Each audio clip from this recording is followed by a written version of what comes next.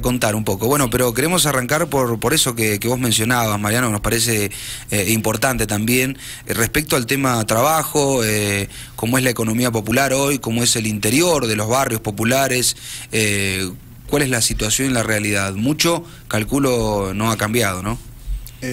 No, como digamos que si bien nosotros consideramos que el gobierno de Alberto Fernández significa aún una esperanza para los sectores populares y más humildes, es muy complejo revertir la situación económica, sobre todo en la que nos ha dejado el gobierno, las políticas neoliberales del gobierno de Macri.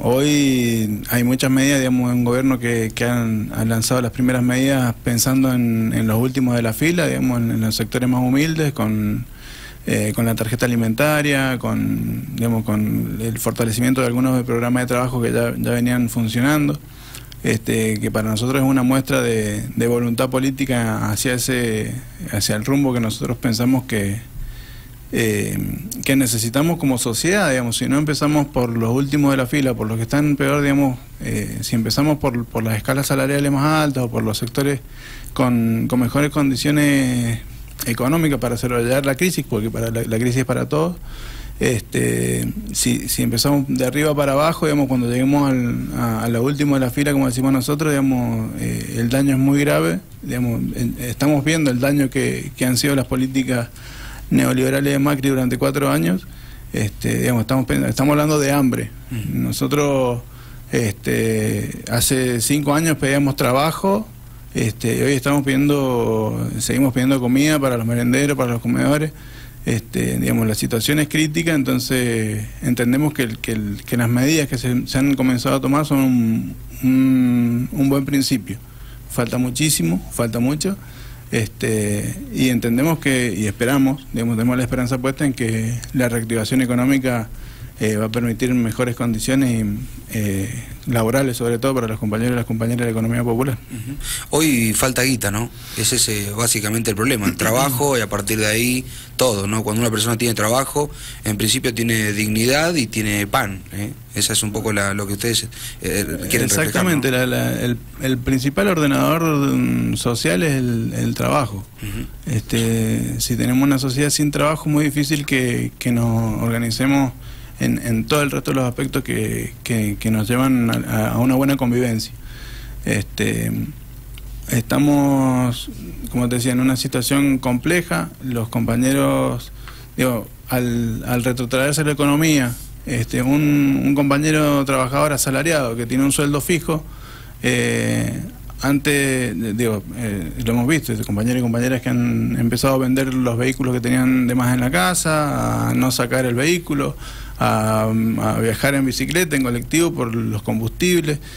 Digamos, esa falta de dinero que existe en los sectores asalariados, una persona que cobra un sueldo fijo, incide directamente en la economía de los trabajadores y las trabajadoras de la economía popular, porque son estos compañeros asalariados los que nos brindan trabajo a los que vienen de changa, digamos, el que va a cortar el pasto, el que va a hacer un trabajito de construcción, el que va a pintarte la casa, el que va el que te amasa el pan y te lo reparte las tortitas en la mañana.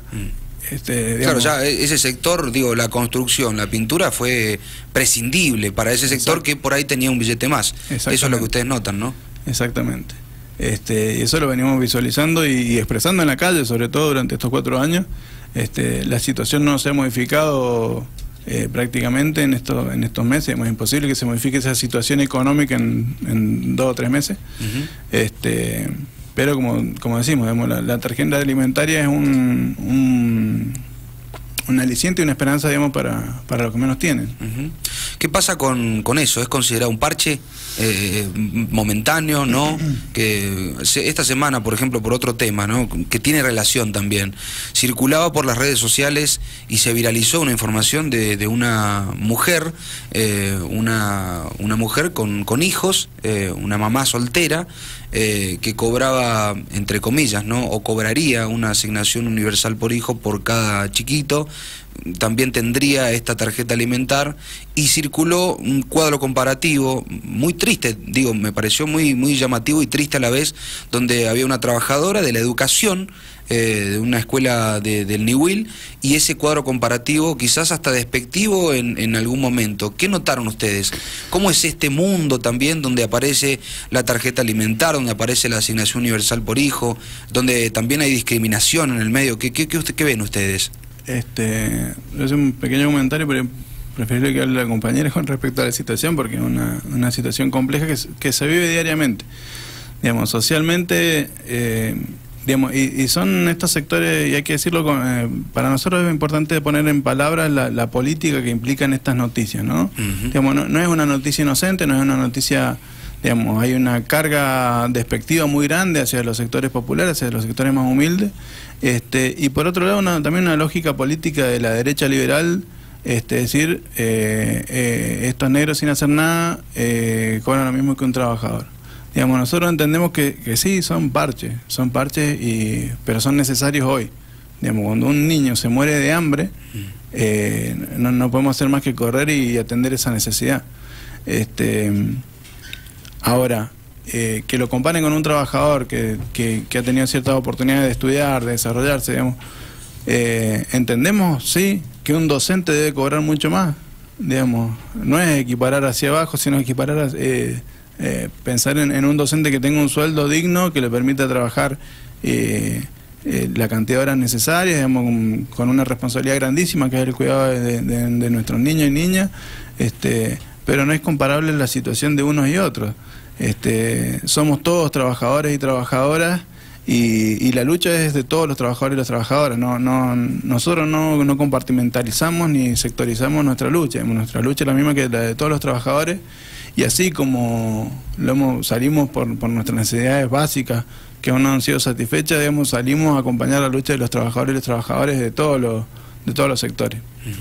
Y creo que esas comparaciones no significan más que un interés político de algunos sectores, que es justamente enfrentarnos a trabajadores entre trabajadores, enfrentar al pueblo con el pueblo. Vecino.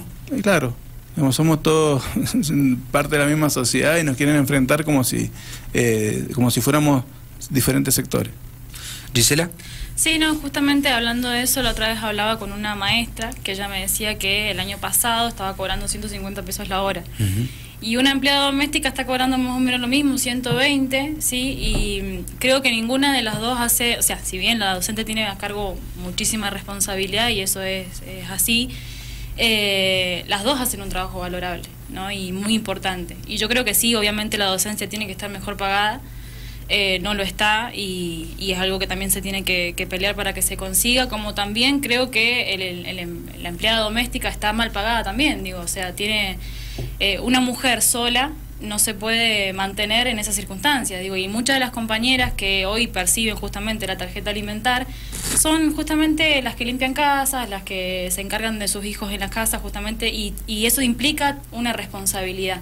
Digo, a nivel nacional hoy tenemos un Ministerio de la Mujer y las diversidades, y también tenemos una dirección de cuidados, ¿sí? Pensando justamente en que las tareas de cuidado son un trabajo, digo, cuidar a nuestros hijos es un laburo, limpiar la casa también es un laburo, digo, y es un laburo no reconocido, no remunerado, y de cierta manera la tarjeta alimentar, la tarjeta alimentaria y la asignación vienen a poner un poquito más de oportunidades en esas casas que no las tienen. Entonces también me parece importante, ¿no?, que ambos laburos son sumamente valorables y sumamente sacrificados también, que implican un montón de tiempo que la mujer no puede dedicar a otras cosas y que no es reconocido justamente. Bien, estamos con Mariano Ramos y Gisela Del, ¿no?, integrantes de CETEP y del movimiento Evita.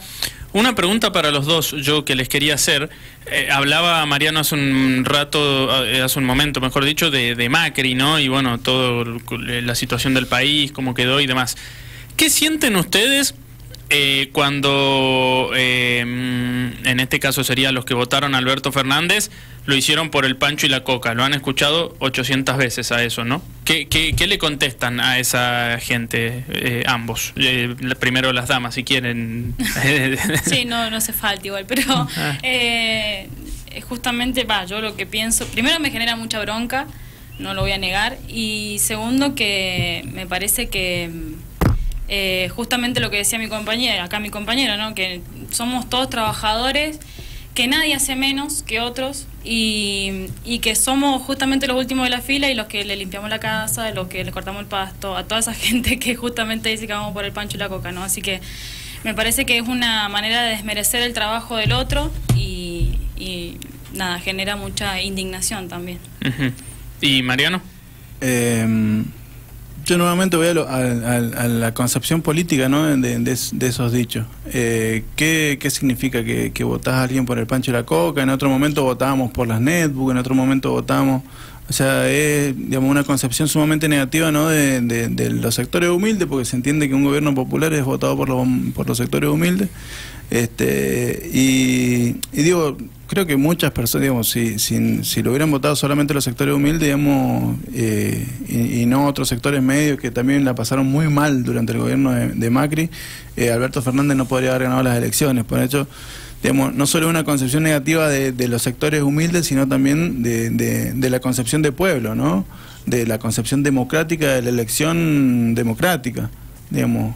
Es decir, la gente no sabe votar, no tiene conocimiento suficiente para votar, la gente es ingenua, es bruta, es ignorante y va a votar por cualquier cuestión material que le brindemos en vez de pensar un proyecto político y avanzar con su voto hacia un proyecto realmente popular. Entonces, creo que esos comentarios son justamente desprestigiar no solo a los sectores populares, a los sectores humildes, sino a la sociedad toda, digamos, digamos, desprestigiar la democracia en sí misma.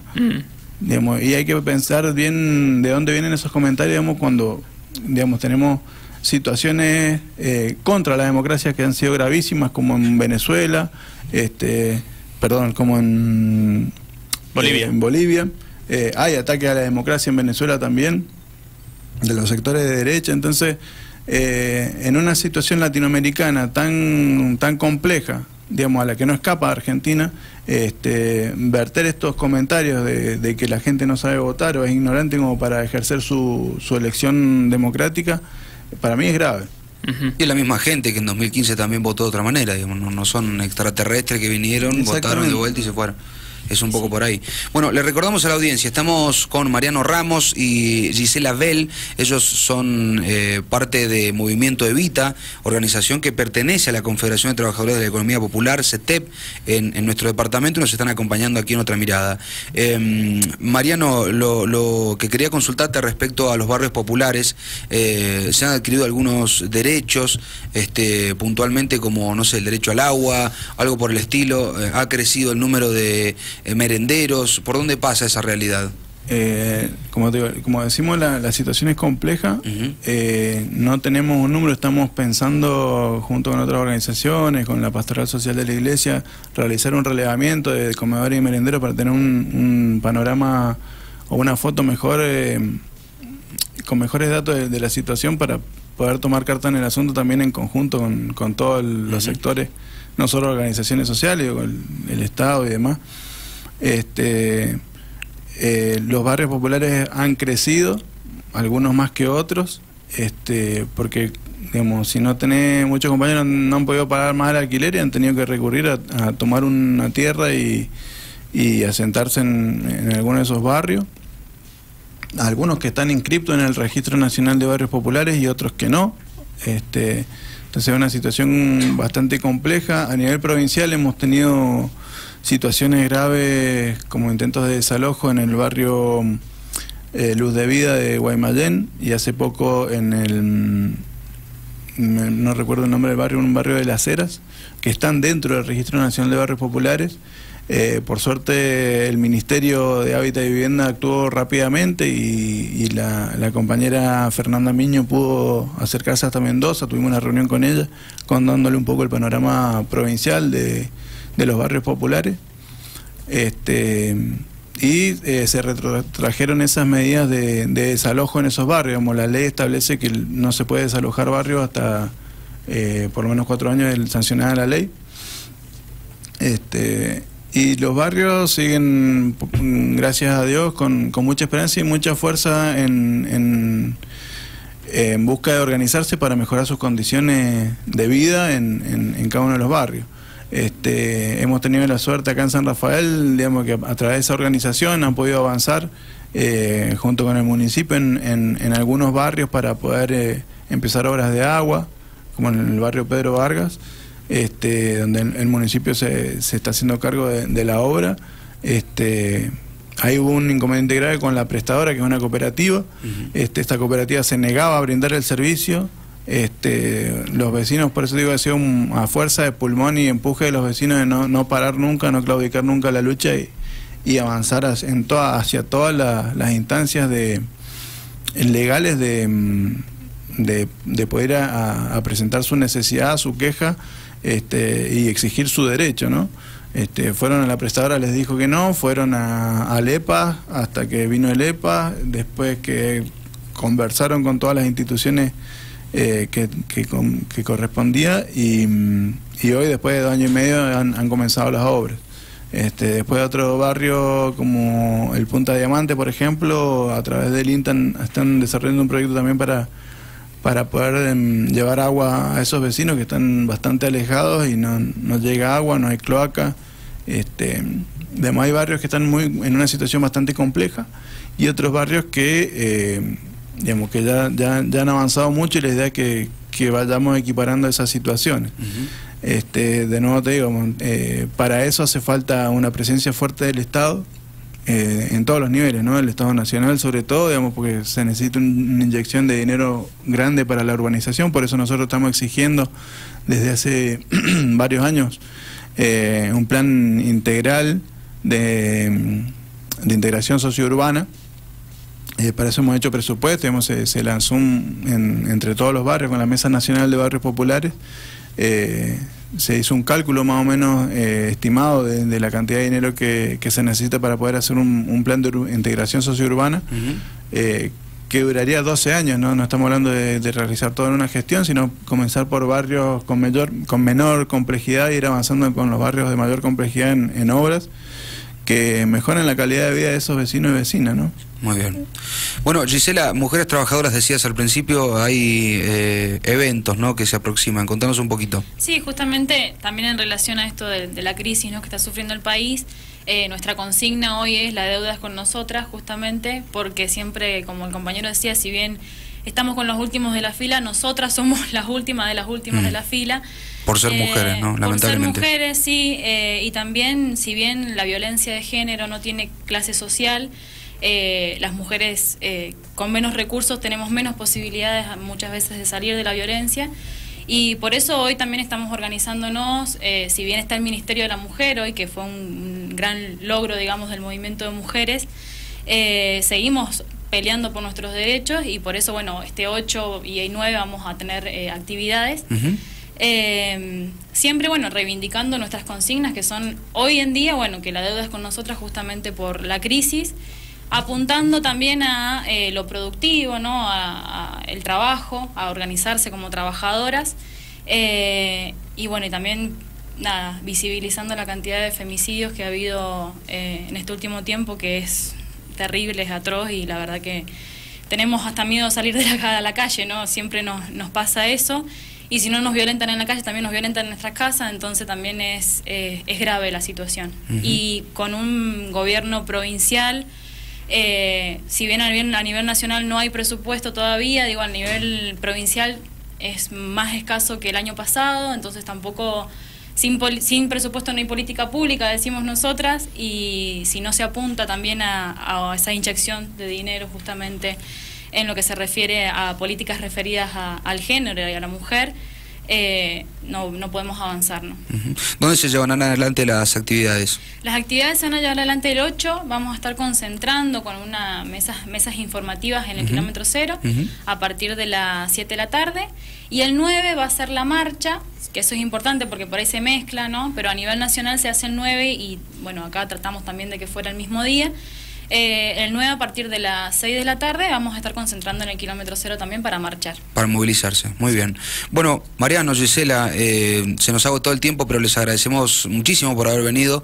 Las puertas de la radio están abiertas para ustedes y para contar cuando quieran con este medio. Nuevamente, gracias por haber venido. Muchas gracias a ustedes. Con nosotros Mariano Ramos, Gisela Bell. Ellos vienen como referentes en San Rafael del movimiento Evita.